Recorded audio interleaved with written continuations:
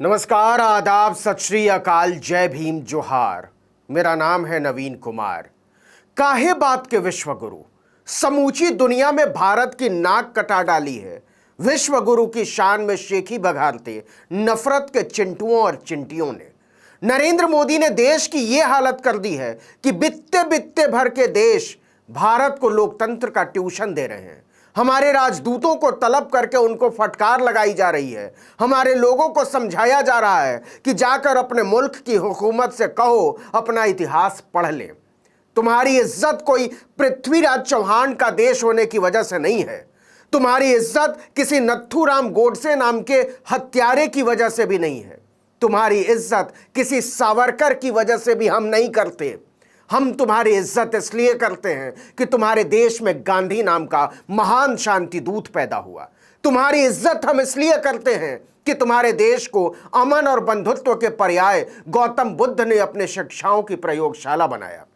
तुम्हारे देश की इज्जत हम इसलिए करते हैं कि तुम्हारे यहां गुरु नानक देव जैसे परोपकारी संत हुए। लेकिन तुम्हारे देश की हुकूमत के पाले हुए लठैत लंपट लालों ने अपने ही पुरखों की शिक्षाओं में आग लगा डाली है।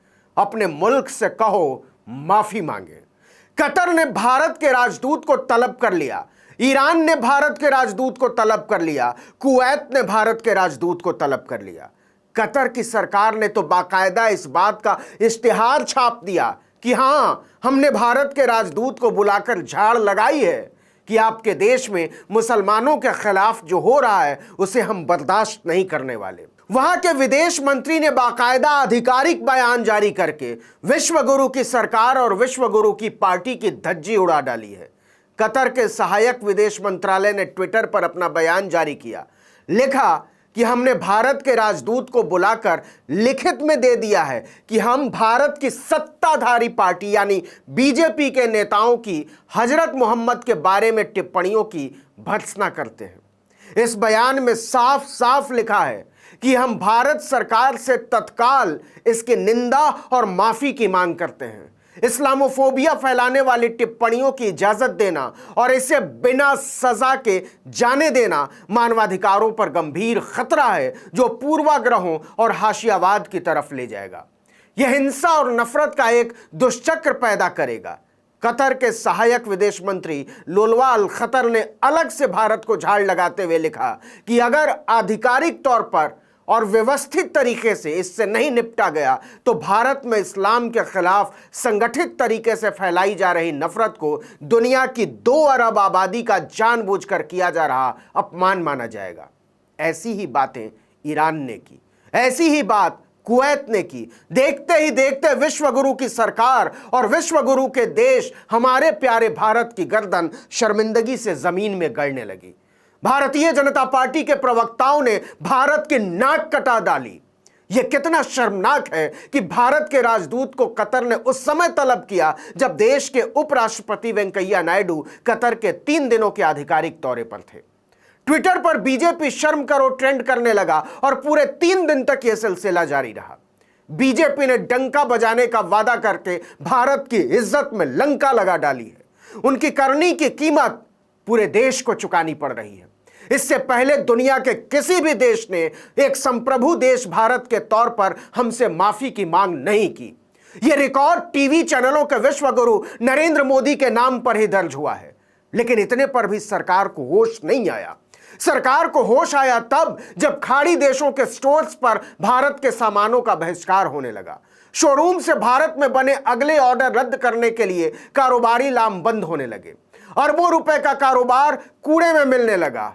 मेड इन इंडिया एक शर्म बन गया। खाड़ी देशों में ट्विटर पर बायकॉट इंडियन प्रोडक्ट्स ट्रेंड करने लगा।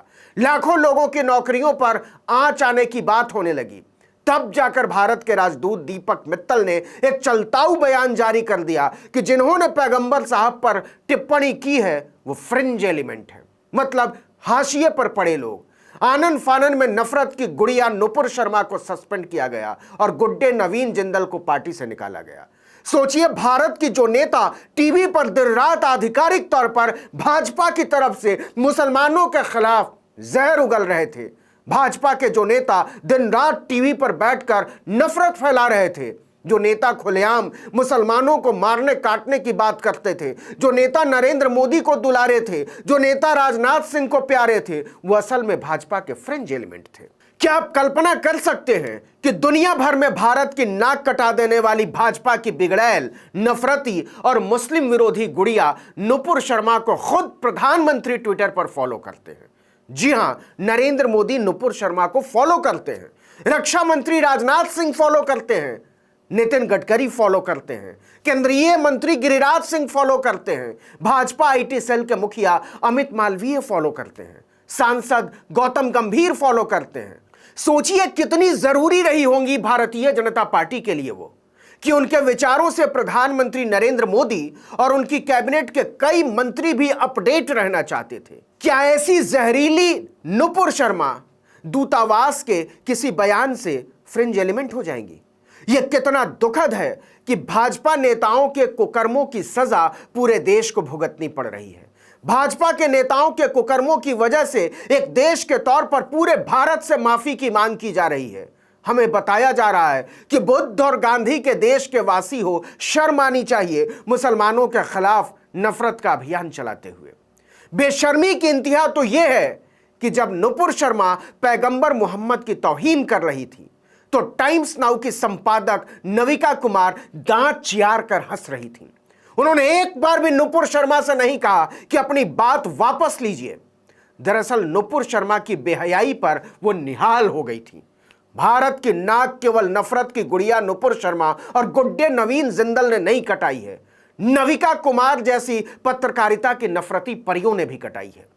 लेकिन बावजूद इसके सच यह है कि भाजपा के प्रवक्ताओं ने पैगंबर मोहम्मद की तौहीन नहीं की थी।